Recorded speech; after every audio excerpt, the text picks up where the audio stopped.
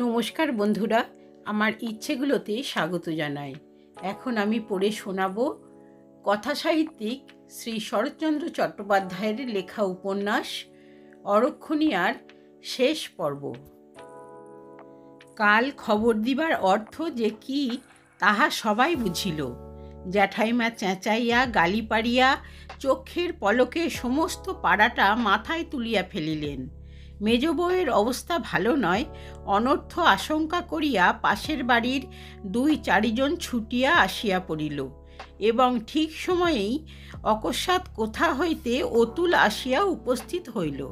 সেও 6টা ট্রেনে কলিকাতায় যাইতেছিল এবং পথের মধ্যে চিৎকার শুনিয়া এই আশঙ্কা করিয়াই বাড়ি ঢুকিয়াছিল।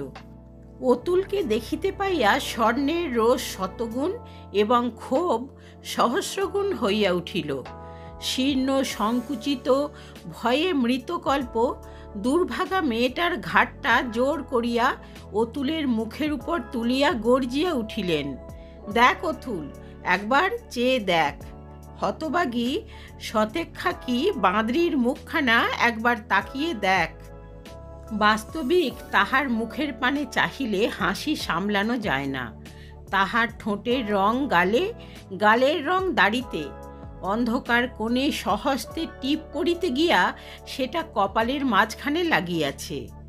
রুক্ষ চুল বোধ করি তাড়াতাড়ি 1 খাবলা তেল দিয়া বাঁধিতে গিয়াছিল, তখনও 2 রগ গড়াইয়া তেল ঝরিতেছে। 2-1টা মেয়ে পাশ হইতে খিলখিল করিয়া হাসিয়া উঠিল। একজনের কোলে ছেলে ছিল, সে কহিল, গিনি পিতি থং থেতেছে। পিতি, এমনি করে জিভ বাল কলো বলিয়া সে হাঁ করিয়া জিভ বাহির করিয়া দেখাইল। আর একবার সবাই খিলখিল করিয়া হাসিয়া উঠিল। মুখ পোড়া ছেলে বলিয়া তাহার মাও হাসিয়া ছেলের গালে একটা ঠোনা মারিলেন। কিন্তু অতুলের বুকের ভিতরটা কে যেন তপ্ত শেল দিয়া বিঁধিয়া দিল। অনেক দিন হইয়া গিয়াছে, এমন দিব্যলোকে এত স্পষ্ট করিয়া সে জ্ঞানদার মুখের পানে চাহে নাই। শুধু পরের মুখে শুনিয়াছিল রোগে বিশ্রী হইয়া গিয়াছে, কিন্তু সে বিশ্রী যে এই বিশ্রী তাহা সে স্বপ্নেও কল্পনা করে নাই। একদিন সাংঘাতিক রোগে নিজে যখন সে মরণাপন্ন, তখন এই মুখখানাকে সে ভালোবাসিয়াছিল।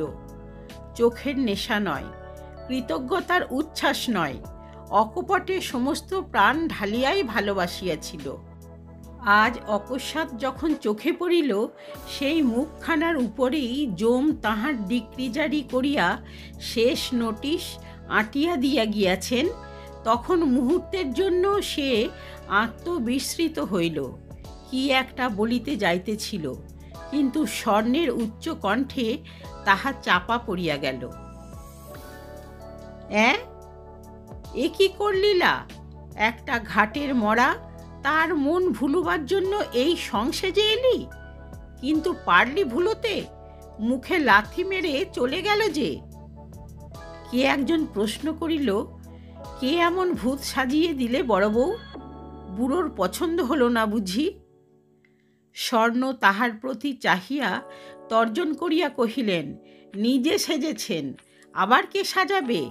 মা তো অজ্ঞান অচৈতন্য। বলে দিলাম শুধু একখানি কাপড় পরে আয়, তা পছন্দ হলো না। ভাবলেন সেজে গুজে না গেলে যদি বুড়োর মনে না ধরে। আর সাজের মধ্যে তো ওই ছোপানো কাপড়খানি আর অতুলের দেওয়া এই 2 গাছি চুড়ি। তা দিনের মধ্যে 10 বার খুলে তুলে রাখছে, 10 বার হাতে পড়ছে। কালীমুখীর ও চুড়ি হাতে দিয়ে বার হতে লজ্জাও করে না।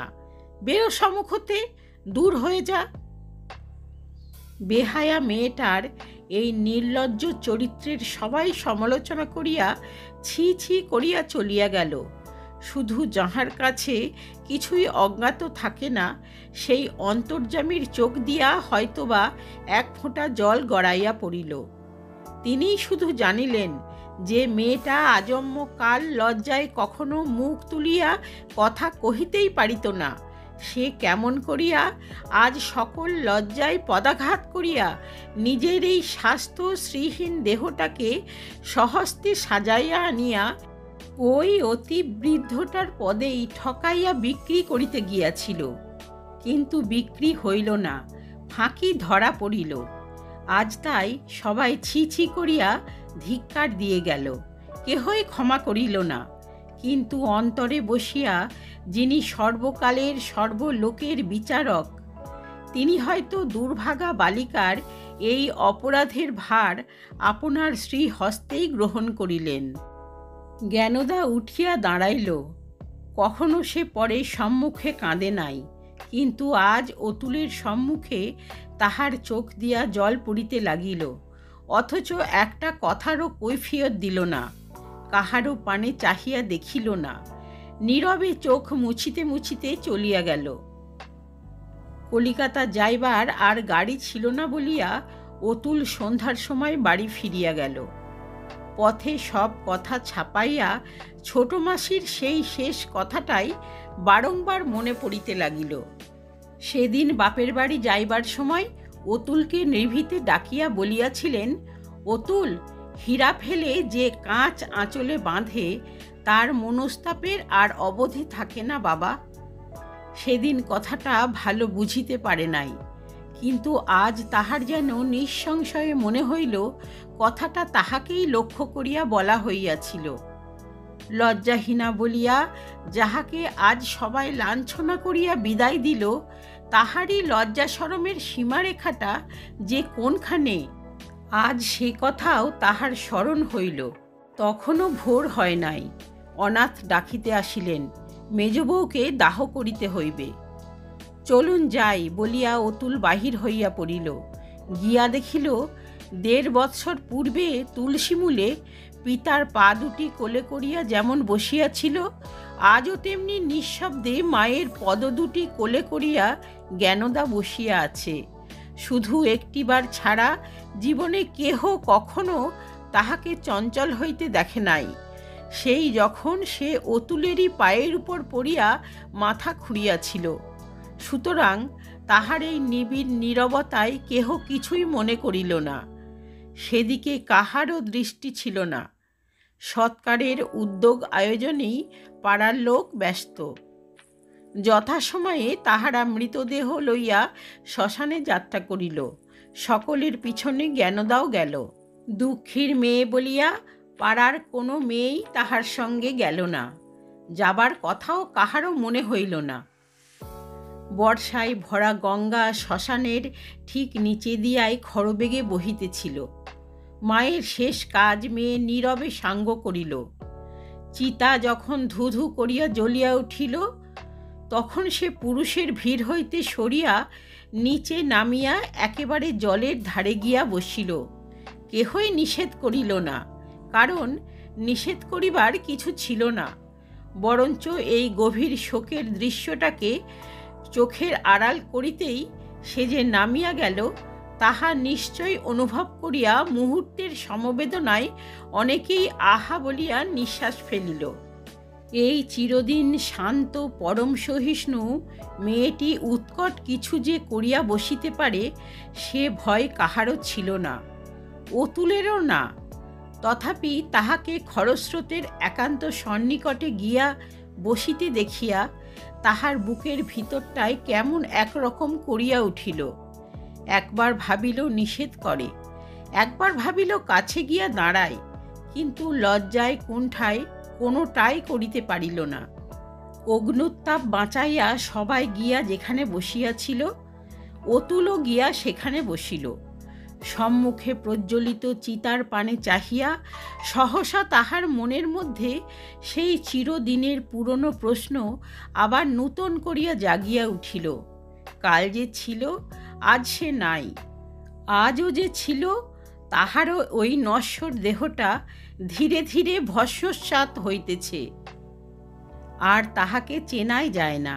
অথচ ওই দেহটাকেই আশ্রয় করিয়া কত আশা, কত আকাঙ্ক্ষা, কত ভয়, কত ভাবনাই না ছিল।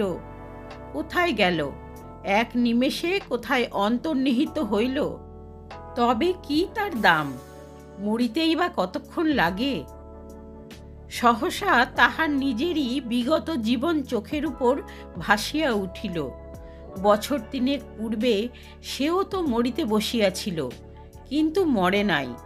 অজ্ঞাতসারে তাহার চোখের দৃষ্টি চিতার পিঙ্গল ধূসর ধূমের তরঙ্গিত যবনিকা ভেদ করিয়া চলিয়া গেল। মনে পড়িল, সেদিন যে মরিতে দেয় নাই সে ওই যে জাহ্নবীর ঘোলা জলে অস্পষ্ট ছায়া ফেলিয়া মূর্তিমূর্তি শোকের মতো বসিয়া আছে। শুধু রুক্ষ কেশ ও মলিন অঞ্চল যাহার বাতাসে দুলিতেছে। তাহার দুই চক্ষু অশ্রুপূর্ণ হইয়া উঠিল। মনে মনে বলিল, ছাই রূপ!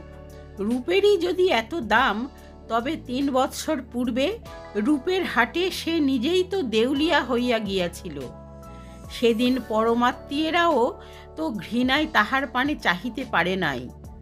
কেমন করিয়া যে সময় কাটিতেছিল তাহার জ্ঞান ছিল না। কখন যে চিতা নিভিতেছিল তাহাও সে দেখে নাই। সর্বক্ষণ তাহার সমস্ত দৃষ্টি শুধু ওই নিশ্চল মূর্তিটার প্রতি নিবদ্ধ হইয়াছিল। অনাথ কহিলেন, আর বসে কেন বাবা, এসো, শেষ কাজটা শেষ করে দিই। চলুন বলিয়া অতুল অপরাহ্ন বেলায় স্বপ্ন ভাঙিয়া উঠিয়া দাঁড়াইল। তখন সূর্য ঢলিয়া পড়িতেছিল। সেই ম্লান আলোকে দীপ্যমান ঘাটের উপরে নিপতিত দুগাছি ভাঙা চুরির উপর দৃষ্টি পড়ায় সে স্তব্ধ হইয়া দাঁড়াইল। এ সেই তাহারই দেওয়া অতি তুচ্ছ মহামূল্য অলঙ্কার। শত লাঞ্ছনা সহস্র ধিক্কারেও যে দুগাছির মায়া জ্ঞানদা কাটাইতে পারে নাই, আজ নিজের হাতে ভাঙিয়া ফেলিয়া তাহার কৈফিয়ত দিয়াছে। অতুল দ্রুত পদে অগ্রসর হইয়া আসিয়া সেই দুগাছি সস্নেহে সযত্নে কুড়াইয়া লইল। অখণ্ড অবস্থায় যাহার কোনো মর্যাদাই সে দেয় নাই, আজ তাহা ভগ্ন তুচ্ছ কাঁচখণ্ড হইয়াও তাহার কাছে একেবারে অমূল্য হইয়া উঠিল। পিছনে পদধ্বনি শুনিয়া জ্ঞানদা মুখ ফিরিয়া চাহিল। সে চাহনি অতুল সহ্য করিতে পারিল না। বোধ করিবা একবার সে যেন তাহার হাত ধরিতেও গেল, কিন্তু আত্মসংবরণ করিয়া বলিল, ভুল সকলেরই হয় জ্ঞানদা।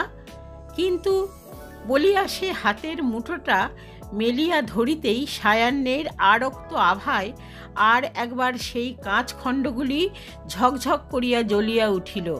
কহিল, আজ যাকে তুমি ভেঙে ফেলে দিয়ে এলে, আমি তাকেই আবার শ্মশান থেকে কুড়িয়ে নিয়ে এলুম। কথাটা জ্ঞানদা বুঝিতে পারিল না। তাই সে তাহার নিবিড় শোকাচ্ছন্ন উদাস দৃষ্টি অতুলের মুখের প্রতি তুলিয়া আজ অনেক দিনের পরে আবার কথা কহিল। মৃদু কণ্ঠে জিজ্ঞাসা করিল, কেন? জবাব দিতে গিয়া অতুলের দুই চক্ষু সহসা অশ্রুপূর্ণ হইয়া উঠিল, কিন্তু সামলাইয়া লইয়া বলিল, জ্ঞান, আজ মেজমাসিমার চিতার আগুনের মধ্যে একটা জিনিস আমি স্পষ্ট দেখতে পেয়েছি। যা ভাঙবার নয় তাকে কিছুতেই জোর করে ভাঙা যায় না। জোর করে কাঁচের চুড়িই ভাঙা যায়, কিন্তু আমাদের সেই দেওয়া নেওয়াটা আজও তেমনি অটুট হয়ে আছে। তাকে ভেঙে ফেলি এত জোর তোমার আমার কারও নেই।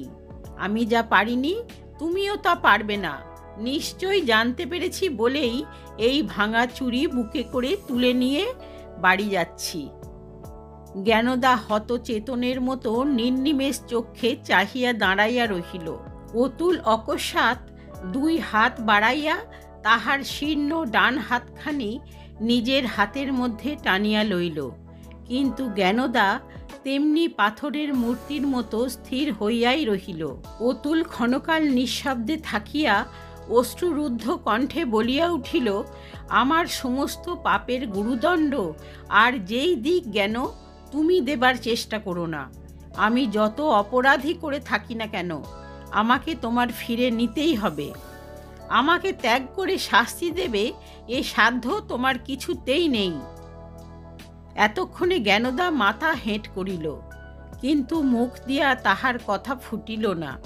শুধু দুর্বল শীর্ণ হাতখানি অতুলের হাতের মধ্যে একবার শিহরিয়া কাঁপিয়া উঠিল। কয়েক মুহূর্ত উভয়েই স্তব্ধ হইয়া থাকিয়া অতুল হাতখানি ধীরে ধীরে ছাড়িয়া দিয়া বলিল, বাড়ি চলো, তাঁরা সবাই এগিয়ে গেছেন।